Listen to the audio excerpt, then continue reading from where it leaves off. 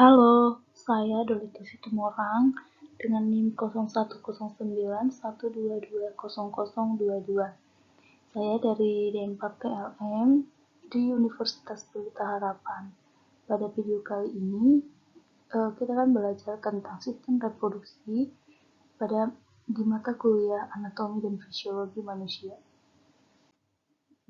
Overview untuk video kali ini yaitu yang pertama mengenal organ genitalia luar wanita, 2 mengenal organ genitalia dalam wanita, 3 mengenal anatomi fisiologi payudara, D pentingnya mengidentifikasi kelainan organ reproduksi wanita, E mengenal organ genitalia luar pria, F mengenal organ genitalia dalam pria, G fungsi organ reproduksi pria, dan yang terakhir kelainan organ reproduksi pria. Mengenal organ genitalia luar wanita. Yang pertama ada vulva. Vulva merupakan alat kelamin luar wanita yang terdiri atas A. Mons pubis atau mons veneris merupakan bagian ini menonjol yang meliputi bagian depan tulang kemaluan atau simfisis pubis dan terdiri jaringan lemak. Karena adanya bantalan lemak, bagian ini sangat berperan dalam hubungan seksual dan dapat melindungi simfisis pubis saat koitus dari trauma. B. Labia mayora atau bibir besar terdiri atas 2 bagian yaitu bagian kanan dan kiri. Bagian ini merupakan lipatan kulit yang tebal karena jaringan sirkutannya banyak mengandung lemak. Labia mayora kanan dan kiri bersatu di sebelah belakang yang disebut commissura posterior dan merupakan batas depan perineum. Permukaan luarnya ditumbuhi rambut dan banyak mengandung kelenjar minyak. Di dalamnya terdapat pula banyak plexus vena yang dapat mengalami hematoma bila terkena trauma. C. Labia minora atau bibir-bibir kecil merupakan lipatan kulit di sebelah tengah labia mayora dan selalu basah karena dilumasi oleh kelenjar-kelenjar di labia minora. Pembuluh darah yang sangat banyak membuat labia berwarna kemerahan dan memungkinkan labia minora mengembang bila ada stimulus emosional atau stimulus fisik. Nah, di sini dapat kita lihat gambar dari penjelasan yang sudah kita jelaskan tadi. Selanjutnya ada klitoris atau kelentit merupakan suatu tunggul atau organ yang sedikit menonjol dan identik dengan penis laki-laki. Organ ini mengandung banyak urat-urat saraf sensoris dan erektil. Dengan banyaknya urat saraf dan pembuluh darah, gland klitoridis amat sensitif sehingga dapat mengembang bila ada rangsangan seksual atau sensasi erotik. E. Vestibulum atau serambi merupakan rongga yang berbentuk seperti perahu atau lonjong dan dibatasi oleh labia minora kanan dan kiri. Sebelah atas dibatasi oleh klitoris dan di sebelah belakang bawah oleh forceps. F. Hymen atau selaput darah merupakan lapisan yang tipis dan menutupi sebagian besar introitus vagina. Hymen bersifat elastis tetapi kuat karena terdiri atas jaringan ikat elastis dan kolagen. Permukaannya ditutupi epitelium squamosum kompleks. Hymen mempunyai bentuk yang berbeda-beda, dari yang berbentuk semi-lunar atau bulan sabit sampai yang berlubang-lubang atau yang ada pemisahnya atau septum. Ada bentuk hymen yang tidak berlubang atau tertutup sama sekali. Hymen bentuk ini disebut hymen imperforata atau hymen occlusivum. Yang kedua, perineum. Perineum merupakan daerah muskular yang ditutupi kulit yang membentang antara commissura posterior dan anus. Panjangnya rata-rata 4 cm. Pada persalinan, korpus perinei ini mudah robek, sehingga episiotomi dapat dikerjakan pada waktu yang tepat dan cepat guna mencegah ruptur yang spontan. Perineum ini dibentuk oleh diafragma pelvis dan diafragma urogenitalis. Diafragma pelvis terdiri atas musculus levator ani, musculus coccygeus dan fascia yang menutupinya. Diafragma urogenitalis terletak di sebelah luar diafragma pelvis antara tuberculum Ischioticum, dan symphysis pubis. B. Mengenal organ genitalia dalam wanita. 1. Vagina atau liang sanggama. Vagina adalah suatu saluran berbentuk pipa atau tabung yang merupakan suatu lorong yang melengkung ke depan dan terdiri atas muskula membranosa yang menghubungkan antara vulva sampai uterus.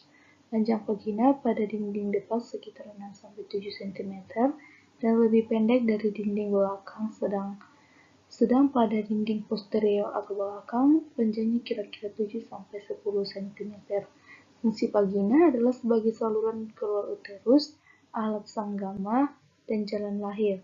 2/3 bagian vagina sebelah atas merupakan bagian yang berasal dari ductus Muelleri, sedang sepertiga bagian bawah berasal dari sinus urogenitalis. Pada puncak vagina ini menonjol leher rahim yang disebut portio uteri. Puncak vagina disebut fornices atau fornix, yang terdiri dari fornix anterior, fornix lateral kanan dan kiri, dan fornix posterior. Yang kedua, uterus. Terletak di panggul kecil, sebelah depan dibatasi oleh kandung kencing dan di sebelah belakang oleh rektum. Bentuk uterus seperti buah alpukat atau buah pir yang sedikit gepeng ke arah muka ke belakang. Uterus terdiri dua bagian utama, yaitu serviks dan corpus.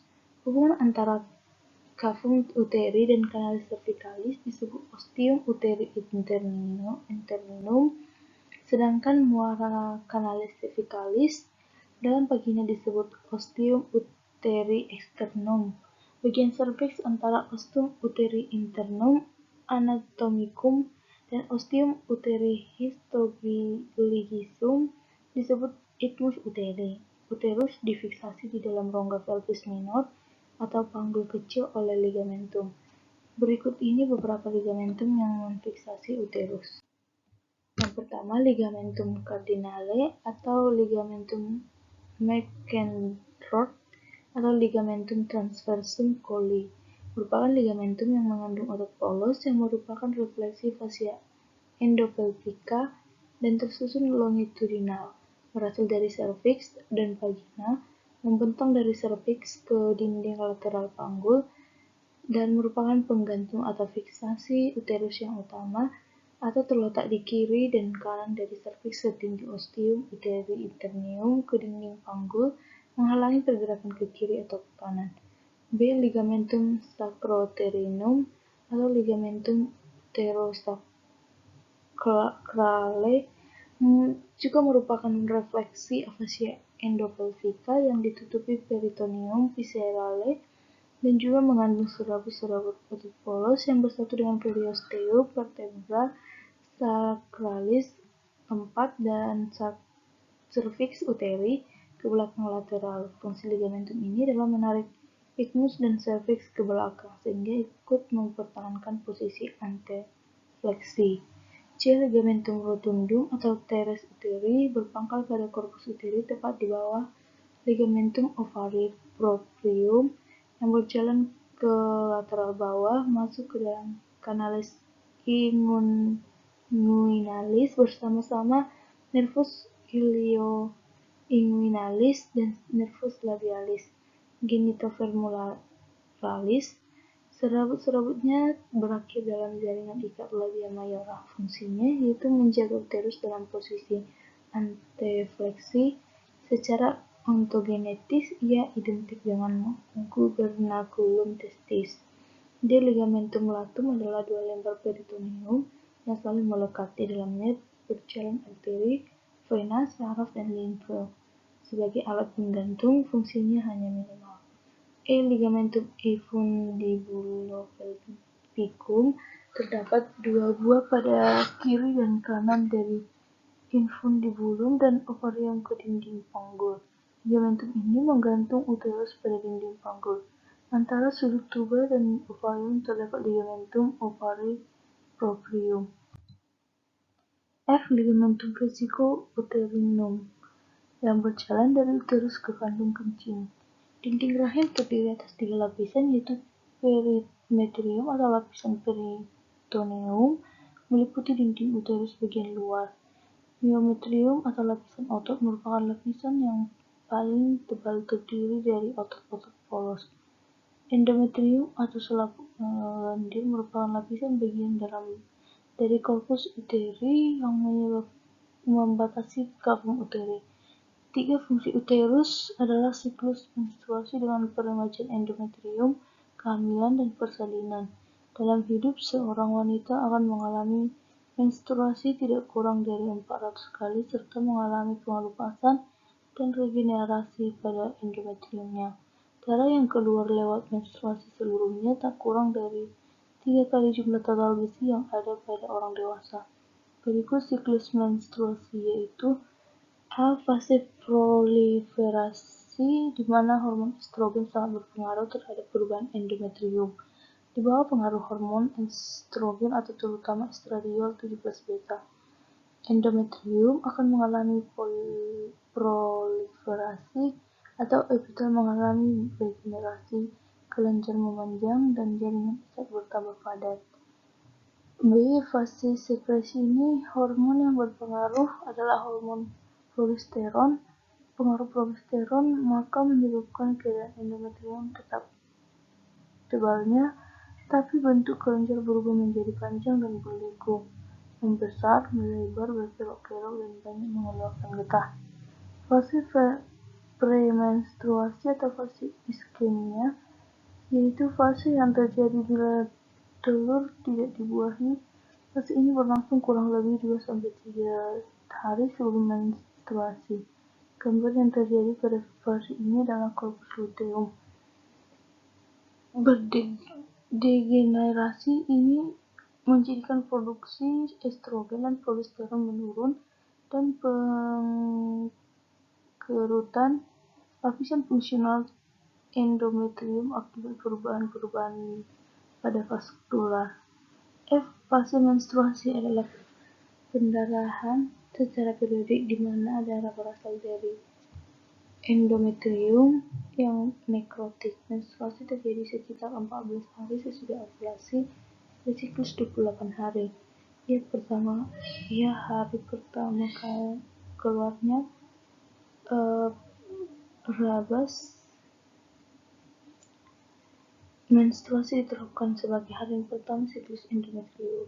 Darah menstruasi sebagian besar dari darah arterial meskipun dapat juga berasal dari darah venosa.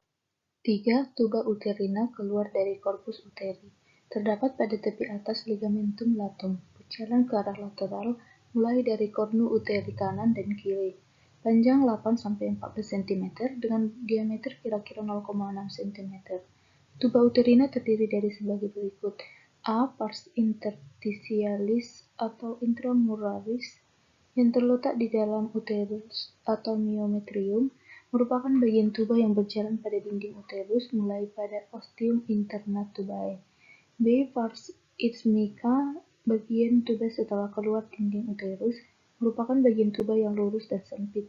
C. Pars ampularis, bagian tuba antara pars isthmica dan infundibulum, merupakan bagian tuba yang paling lebar dan berbentuk S.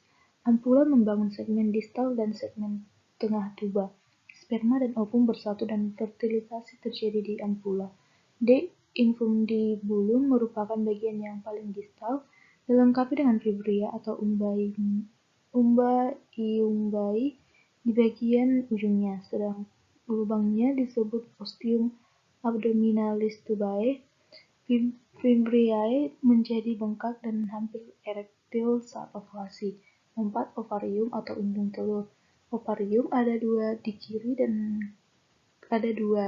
dan kanan uterus.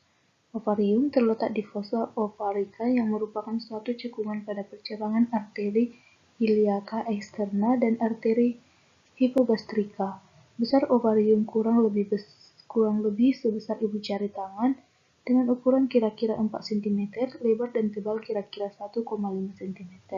Ada 2 ligamentum yang menggantung ovarium, yaitu ligamentum proprium yang menggantung ke uterus dan ligamentum suspensorium ovari atau infundibulopelvicum yang menggantung ke dinding lateral panggul. Ovarium terdiri dua bagian, yaitu bagian luar atau korteks dan bagian dalam atau medula. Pada korteks terdapat folikel primordial, pada medula terdapat pembuluh darah, urat saraf, dan pembuluh limfa. Fungsi utama ovarium adalah sebagai tempat pemasakan sel-sel germinal. Selain itu, ovarium juga berfungsi sebagai sumber produksi hormon-hormon. 5. Siklus ovarium. Berbagai hormon akan dikeluarkan oleh hipofisis atau lobus anterior. 3 di antaranya sangat penting dalam fisiologi reproduksi. Ketiga hormon tersebut adalah follicle stimulating hormone atau FSH dan luteinizing hormone atau LH yang dikeluarkan oleh sel-sel beta dan sangat dibutuhkan oleh folikel selanjutnya menghasilkan estrogen serta prolaktin yang dikeluarkan oleh sel-sel alfa. Pada saat ovulasi, kedua hormon naik secara mencolok dan berlangsung kira-kira 2-3 hari, terutama LH yang dapat mencapai 100 mikrocoulomb per mililiter, sedang FSH biasanya tidak lebih dari 40 mikrocoulomb atau mililiter. Seterusnya, kedua hormon ini tetap pada konsentrasi yang rendah sampai beberapa hari sebelum siklus berikutnya. 6. Pertumbuhan folikel. Folikel primer terdiri atas oosit primer yang terbentuk dari perkembangan oogonium melalui pembelahan mitosis selama kehidupan fetal. Bagian ini dikelilingi oleh sel-sel folikel yang merupakan selapis sel pipih. Sebelum lahir, oosit primer telah melakukan pembelahan meiosis pertama tetapi berhenti pada stadium profase. Dalam bulan kedua kehidupan intrauterin dalam kedua ovarium, diduga terdapat 600.000 oogonia. Pada bulan kelima sebanyak 6 juta dan pada saat lahir ada kira-kira 2 juta. Menjelang pubertas, oogonia yang masih bertahan dalam kedua ovarium kira-kira tinggal 300-400.000. Hal ini disebabkan oogonia yang lain mengalami degenerasi. Setelah pubertas, folikel mengalami pematangan. Terjadi pembelahan meiosis yang selesai beberapa saat sebelum ovulasi. Perkembangan folikel ditandai dengan diferensiasi oosit primer, proliferasi sel-sel folikel, dan pertumbuhan teka folikuli dari stroma ovari. 7. Ovulasi. Keluarnya sel telur atau ovum dari folikel de Graaff dan pecahnya folikel de Graaff disebut ovulasi. Terjadinya ovulasi ini dipacu oleh LH surge yang kadang mencapai 100 mikrocoulomb atau mililiter plasma. Ternyata ovum yang masak ini belum sepenuhnya masak karena intinya masih dalam stadium metafasis dari pembelahan meiosis 2. Pembelahan meiosis 2 baru selesai bila pembuangan terjadi. Ovulasi biasanya terjadi pada pertengahan siklus ovarium atau siklus menstruasi. Ada beberapa tanda dan tes untuk mengenali waktu ovulasi antara lain sebagai berikut. H. Adanya rasa sakit di perut bagian bawah yang terjadi pada pertengahan siklus disebut mid-cycle pain atau mitral smart. B. Perubahan temperatur basal. C. Menjelang saat ovulasi akan terjadi kenaikan suhu badan. D. Perubahan lendir serviks. E. Perubahan pada serviks dan lendir serviks mengikuti pola yang dapat diprediksi secara umum. F. Adanya gambaran fase sekresi pada endometrium, yaitu kenaikan kadar progesteron. Setelah terjadi ovulasi di bawah pengaruh LH, sel granulosa mengalami hiperplasia, hingga kemudian terbentuk korpus luteum yang menghasilkan hormon progesteron dan juga estrogen. Bila tidak terjadi pembuahan kira-kira 9 hari setelah ovulasi, korpus luteum mengalami degenerasi dan beberapa saat kemudian akan menjadi korpus albicans. Hormon-hormon yang diproduksi dalam ovarium yaitu estrogen dan progesteron. Estrogen dibentuk oleh sel-sel TK. Estrogen menimbulkan proliferasi dari endometrium, tapi pengaruhnya lebih luas karena menyebabkan timbulnya tanda kelamin sekunder atau pertumbuhan payudara, rambut kelamin, dan lain-lain. Hormon ini dipergunakan untuk mengatur haid, untuk pengobatan menopause. Progesteron dibentuk oleh korpus luteum setelah terjadi ovulasi. Selain itu, plasenta, glandula suprarenalis juga merupakan sumber pembuatan progesteron. C. Mengenal anatomi fisiologi payudara. 1. Anatomi payudara. A. Struktur. Payudara atau mamae atau susu adalah kelenjar yang terletak di bawah kulit, di atas otot dada. Fungsi dari payudara adalah memproduksi susu untuk nutrisi bayi. Manusia mempunyai sepasang kelenjar payudara yang beratnya kurang lebih 200 gram saat hamil 600 gram dan saat menyusui 800 gram. Setiap payudara merupakan elevasi dari jaringan glandular dan adipose yang tertutup kulit pada dinding anterior dada. Payudara terletak di atas otot pectoralis major dan melekat pada otot tersebut melalui selapis jaringan ikat. Pada payudara terdapat 3 bagian utama, yaitu yang pertama korpus atau badan bagian yang membesar. Korpus terdiri atas alveolus, yaitu unit terkecil yang memproduksi susu. 2. Areola, yaitu bagian yang kehitaman di tengah. Sinus lactiferus, yaitu saluran di bawah areola yang besar melebar, akhirnya memusat ke dalam puting dan bermuara keluar. 3. Papila atau puting, yaitu bagian yang menonjol di puncak payudara. Variasi ukuran payudara bergantung pada variasi jumlah jaringan lemak dan jaringan ikat dan bukan pada jumlah glandular aktual. 1. Jaringan glandular terdiri dari 15 sampai 20 lobus mayor. Setiap lobus dialiri ductus lactiferusnya sendiri yang membesar menjadi sinus lactiferus atau ampula. 2. Lobus-lobus dikelilingi jaringan adipose dan dipisahkan oleh ligamen suspensorium corpus atau bekas jaringan ikat fibrosa. 3. Lobus mayor bersubdivisi menjadi 20-40 lobulus.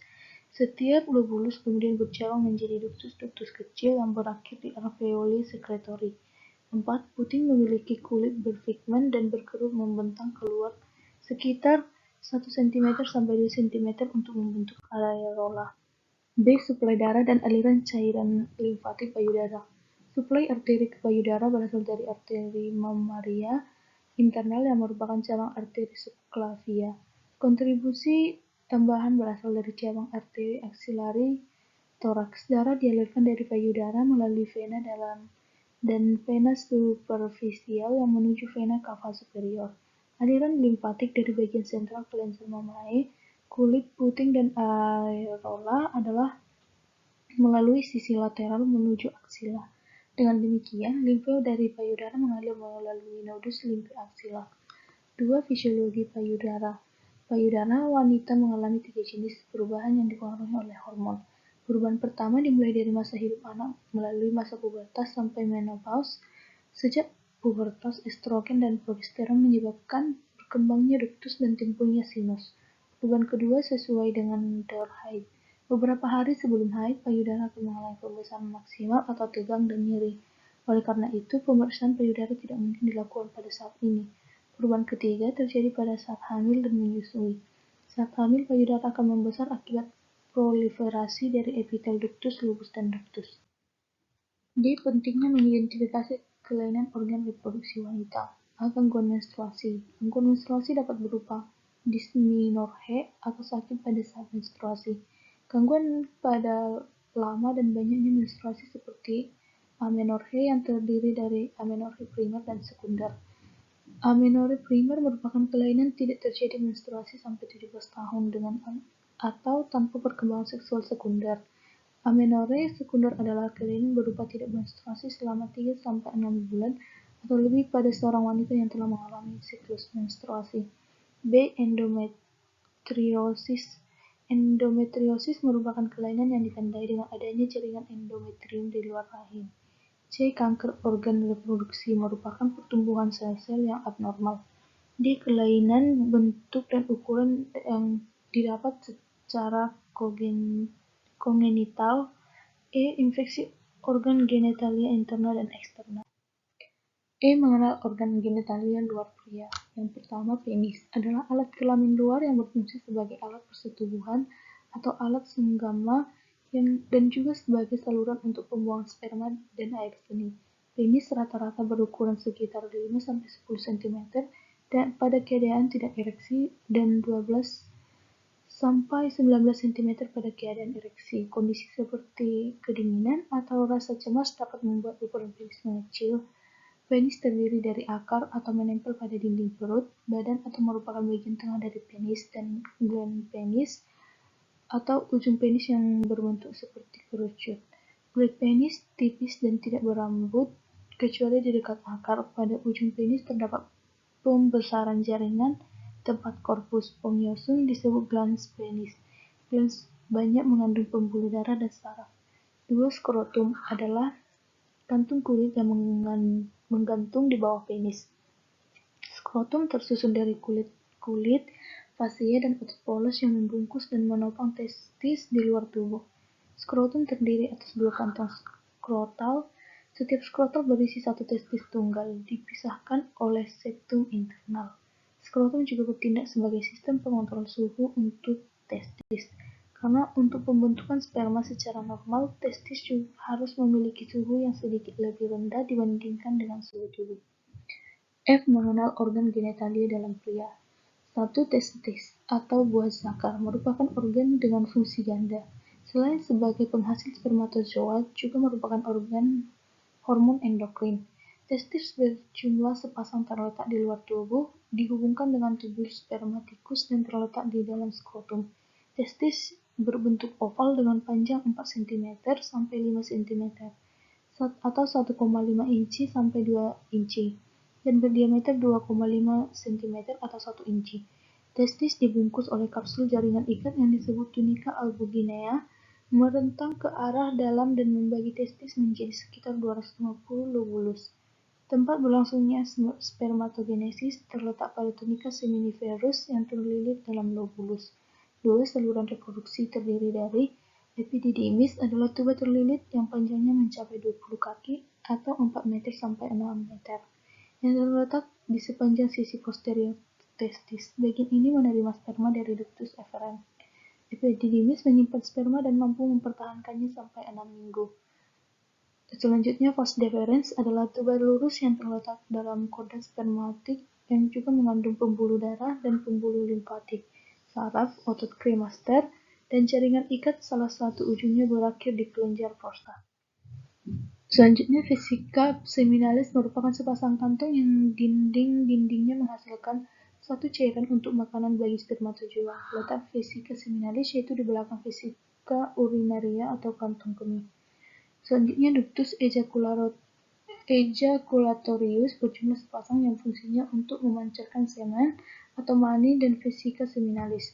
3. Kelenjar kelamin. Saluran-saluran kelamin dilengkapi oleh 3 macam kelenjar kelamin yang fungsinya menghasilkan sekret. Pertama, vesikula seminalis merupakan kelenjar yang jumlahnya sepasang terletak di bagian atas dan bawah kandung kemih. Kelenjar ini sebagai penghasil semen yang terbesar, yaitu sekitar 60% dari volume total semen. Cairan ini berperan sebagai makanan bagi sperma. Kelenjar ini mengekskresikan prostaglandin yang berguna untuk merangsang otot uterin dan berkontraksi sehingga semen dapat terdorong mencapai uterus. Selanjutnya, kelenjar bulboretral yang disebut juga sebagai kelenjar Cowper merupakan kelenjar yang menghasilkan lendir pelindung pada saat ejakulasi terjadi. Selanjutnya, kelenjar prostat memiliki ukuran yang lebih besar jika dibandingkan dengan ukuran kedua kelenjar kelamin lainnya. Sekret yang dihasilkan oleh kelenjar prostat berupa cairan encer yang menyerupai susu dan bersifat alkalis, sehingga dapat berperan sebagai penyeimbang atau buffer bagi keasaman residu urin di uretra dan derajat keasaman vagina.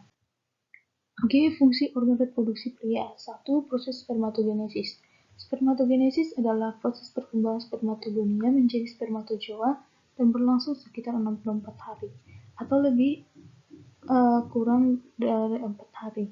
Spermatogonium berkembang menjadi spermatosit primer. Spermatosit primer bermeiosis menghasilkan spermatosit sekunder.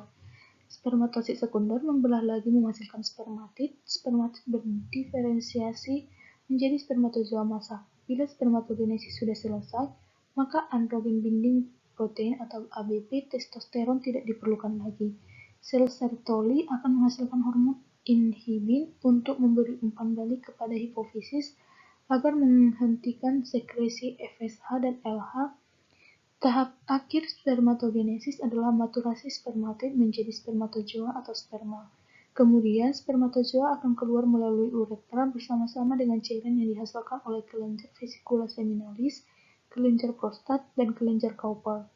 Spermatozoa bersama cairan dari kelenjar-kelenjar tersebut dikenal sebagai semen atau air mani. Pada waktu ejakulasi, seorang laki-laki dapat mengeluarkan 300-400 juta sel sperma. Panjang spermatozoa matur mencapai 60 mikrometer. Sperma matur memiliki satu kepala, satu badan, dan satu flagellum atau ekor. Kepala berisi nukleus dan dilapisi akrosom atau tutup kepala, yang mengandung enzim yang diperlukan untuk menembus ovum. Badan mengandung mitokondria yang memproduksi ATP diperlukan untuk pergerakan. Gerakan flagellum mengakibatkan motilitas sperma untuk berenang. 2. Mekanisme ereksi penis. Ereksi adalah salah satu fungsi vaskular corpus cavernosum di bawah pengendalian susunan saraf otonom. Jika penis lunak, stimulus simpatis terhadap arteriol penis menyebabkan konstriksi sebagian organ ini, sehingga aliran darah yang melalui penis tetap dan hanya sedikit darah yang masuk ke sinusoid cavernosum. Ejakulasi disertai orgasme merupakan titik kulminasi aksi seksual pada laki-laki. Semen diejeksikan melalui serangkaian semprotan.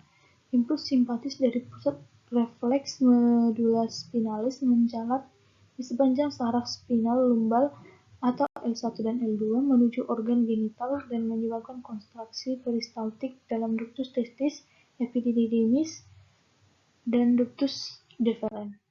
3. Kuantitas dan komposisi semen. Volume ejakulasi berkisar antara 1 ml sampai 10 ml. Dengan rata-rata 3 ml, semen terdiri dari 90% air dan mengandung 50 sampai 120 juta sperma per mililiter. Volume sperma mencapai 5% volume semen. Semen diejakulasi dalam bentuk cairan kental berwarna abu-abu kekuningan dengan pH 6,8 sampai 8,8. Bagian pertama ejakulasi mengandung spermatozoa, cairan epididymal, dan sekresi kelenjar prostat dan bulbouretral. Bagian terakhir ejakulasi berisi sekresi dari vesikel seminalis. Semen mengandung berbagai zat yang ada dalam plasma darah, juga mengandung zat tambahan seperti prostaglandin, enzim proteolitik, inhibitor enzim, vitamin, dan sejumlah hormon steroid serta gonadotropin dalam konsentrasi yang berbeda dengan yang ada di plasma darah. 4. Pengaturan hormonal sistem produksi pria. Androgen utama yang diproduksi testis adalah testosteron. Testis juga mensekresi sedikit androstenedion, yaitu prekursor untuk estrogen pada laki-laki, dan dihidrotestosteron atau DHT yang penting untuk pertumbuhan prenatal dan diferensiasi genitalia laki-laki. Saat pubertas dan setelahnya, testosteron bertanggung jawab atas perkembangan dan pemeliharaan karakteristik seks sekunder laki-laki, yaitu meningkatkan pertumbuhan dan perkembangan genitalia laki-laki, bertanggung jawab atas pendistribusian rambut yang menjadi ciri khas laki-laki, pembesaran larynx dan perpanjangan serta penebalan pita suara sehingga menghasilkan suara bernada rendah, meningkatkan ketebalan dan tekstur kulit serta mengakibatkan permukaan kulit menjadi gelap dan lebih kasar. Hormon hipofisis dan hipotalamus mengendalikan produksi androgen dan fungsi testikular.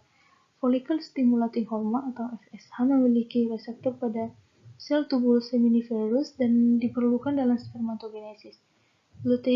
Luteinizing hormone atau LH memiliki reseptor pada sel interstisial dan menstimulasi produksi serta sekresi testosteron. LH juga disebut ICSH atau interstitial cell stimulating hormone atau hormon perangsang sel interstisial pada laki-laki.